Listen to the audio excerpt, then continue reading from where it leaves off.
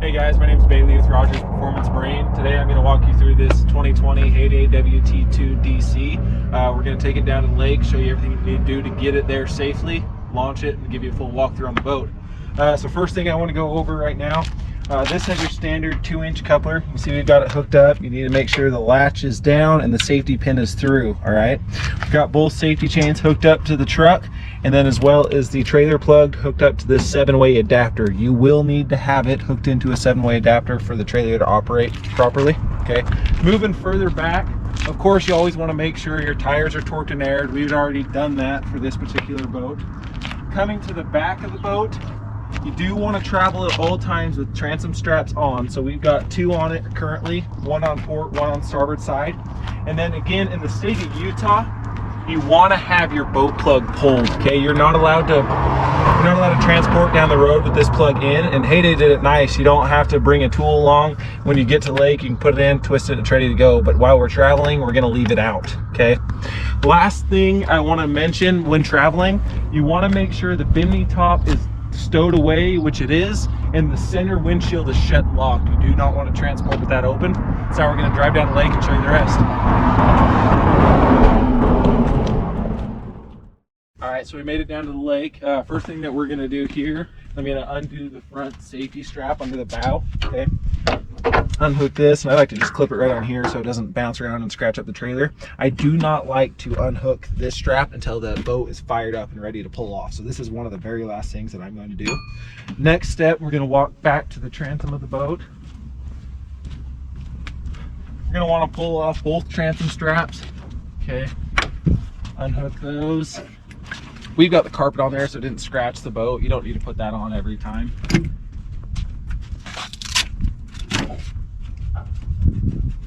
Pull these off. We'll set these in the back of the truck.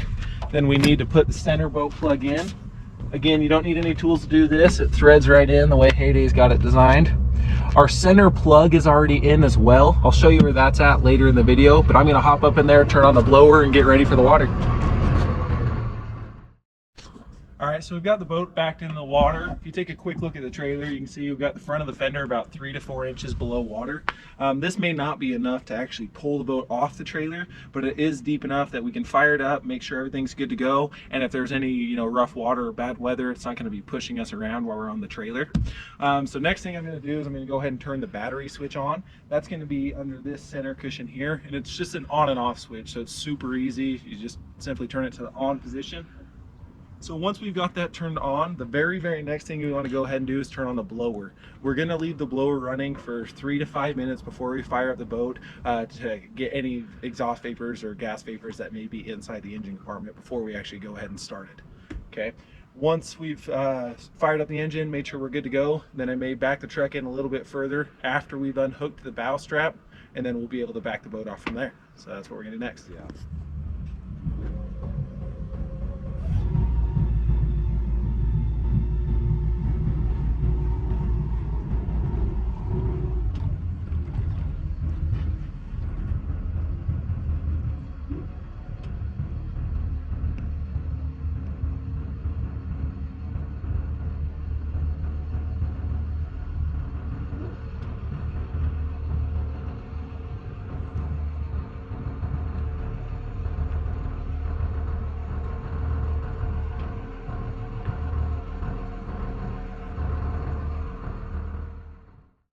All right, now we made it to the water. We're gonna walk you through a few features on the dash. We're gonna go over all the switches, show you how to set up the stereo, then we'll go over setting up the ballast to get ready to surf. As you walk into the cockpit, I talked about it a little earlier in the video, but I just wanted to show you where the location of the battery switch is so you can get a good idea. So you look right down in that compartment. The battery switch is just going to be located right here. Okay, like I mentioned earlier, it's just an easy on-off switch, very easy to operate. We're just gonna have it in the on position. When you're setting this back in, also quick note, we see a lot of people set it upside down, which is fine if you want to take and put a piece of C-deck or gator step over this to have a non-skid surface and not have people step on your cushion. But when you're using the cushion, this needs to be the top side to have support for this center cushion so it doesn't cause any damage later on down the road. set this in. Then this cushion does have 2 snaps. You want to make sure that those are snapped in place so it doesn't blow out going down the lake, especially when you're transporting it down the road. All right, got the battery switch on. Now we're going to walk over and show you the features of the dash. So to get the dash to light up, simply turn the key to the run position, give it a second, and the Simrad dash is going to boot up from here. Okay. To go over the switches, starting left to right, the first switch on the left is going to be your navigation lights. So if you flip this switch up, that's going to turn on the green and red lights in the bow, as well as the white light on top of the tower. Middle is off. Down is just the white light on top of the tower. Bilge pump's next. It's on an auto float, so if it's down, it'll automatically kick on if there's water in the boat. If you need to manually flip it on, just turn it up. Okay. Courtesy lights, that's going to be your interior lights. Underwater lights, that's self-explanatory.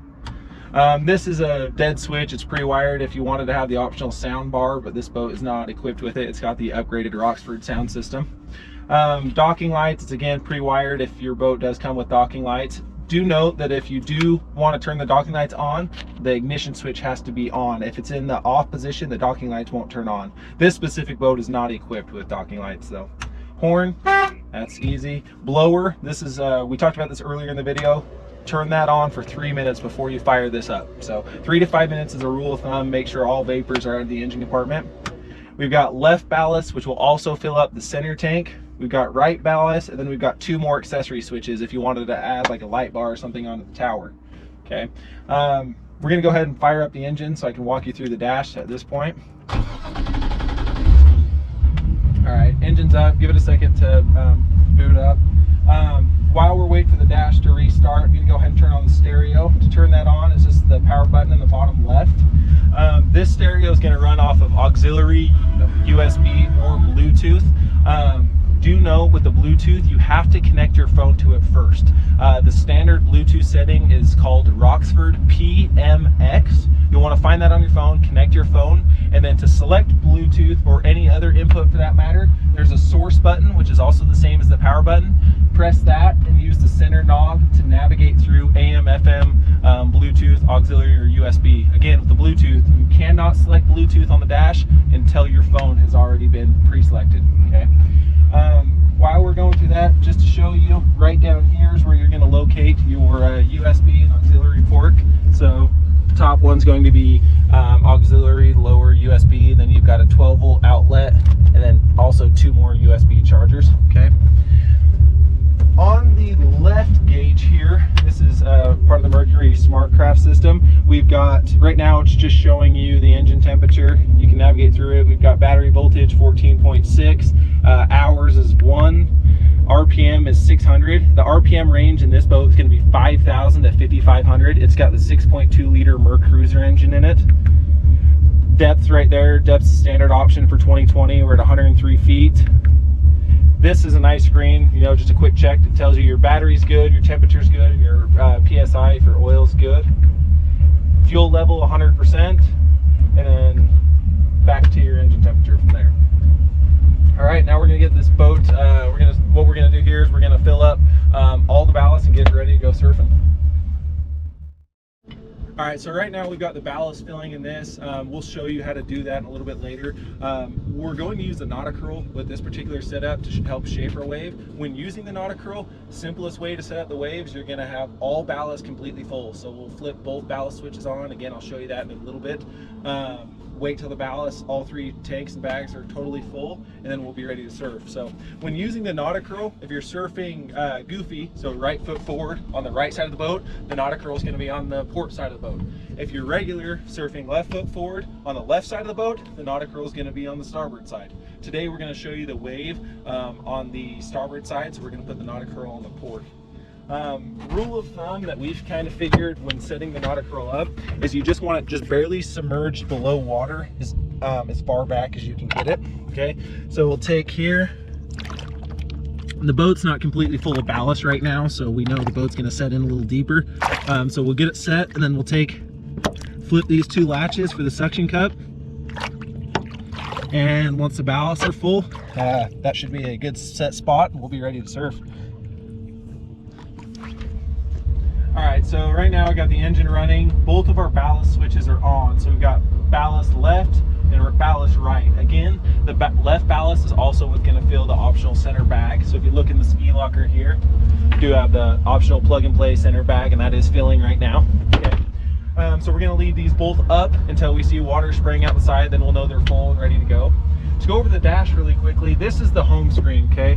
The two features I'm really going to use are going to be chart and engine. So if you go ahead and click on chart, this is going to be a GPS chart of where you're at on the lake, okay? You can see us there, Lake Powell, Lake Mead, just for reference. Gonna go back to the home screen now, and we're gonna go to engine this time. This is gonna show you all of your engine parameters as you see, but it's also gonna help you set up the cruise control. So to set up the cruise control is very easily, just go to vessel control, and then click cruise control and set your speed from there. The best start point is 11 miles an hour. You can speed it up or slow it down depending on the rider. The way I look at it, the more weight in the boat, the faster you can go. The least amount of weight in the boat, the slower you want to go. That's going to be the one variable that's really important when shaping your wave, is depending on how heavy the boat is with passengers and gear, you're going to need to change the speed based off of that. But again, 11 miles an hour is the perfect set point. So you selected 11, you can go up, you can go down, or you can go up by pressing the up and down arrows. Then you want to make sure you press enable, okay? That sets it in and it's ready to go from there. And when you're done, make sure you press disable so you can cruise freely. A couple things that shows you while we're looking at the screen: you got miles per hour on the left hand side, RPM, how much fuel we've got left, you've got depth over here, and then speed in the bottom left as well. So once the ballast is set up, we'll be ready to surf.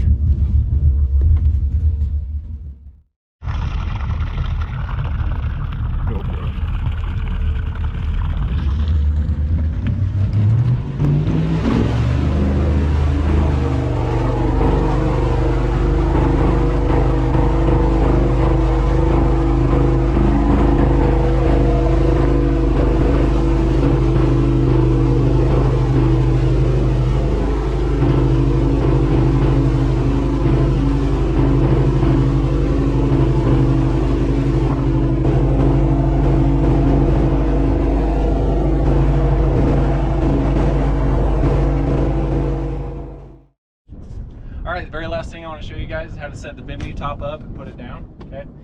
First thing you want to do is undo the straps that hold it to the tower. Okay. From there, I like to fold this down, take the Bimini boot off. So they can unzip it. And this back section is going to come back over the tower. And this hole right here is going to go over the navigation light.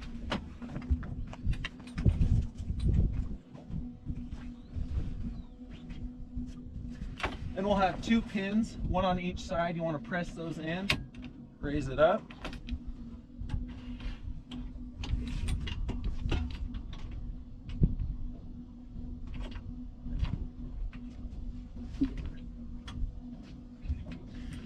Undo the front zipper. And these legs are going to set in place here. Take and turn that 180 degrees. Do the same on the other side.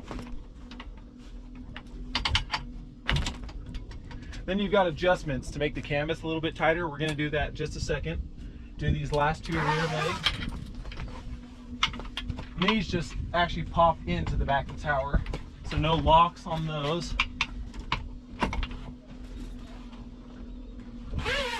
All right, and then the very last thing we're going to do here is tighten up the canvas by pressing in on this button here, going forward. Got the button right here, press in. Bring it forward, and it's got 3 other notches depending on how tight you want to make it. The one thing I do want to talk about that I mentioned just a second ago is the ski tow bar. You can see that right up on top, okay? That is only used for skiing, wakeboarding, surfing. Do not tube from the tower at any point. Don't let anybody tell you it's okay. You tube from the back of the boat. It's safe, it's best for the boat, and it's safest for the tubers. All right, now putting the tower or the Bimini top back down, you do it exactly how I showed you, just in reverse, and then you're ready to go home.